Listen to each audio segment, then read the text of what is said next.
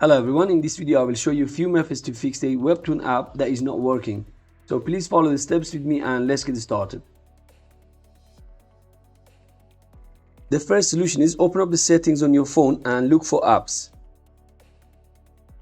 Click on apps and then manage apps. On the top, search for Webtoon.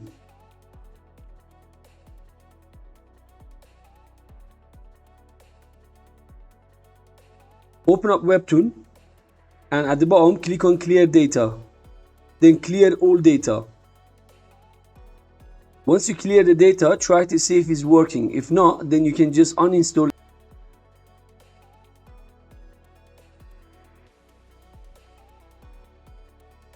Then try to install it again.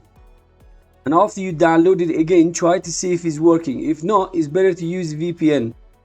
Open up your Play Store and look for any free VPN and download it. So in my case, I'm using this VPN, which is called VPN free. So once you download it, just click on connect and then after that try to use the Webtoon to see if it's working. Hopefully one of these solutions should help you to fix the problem.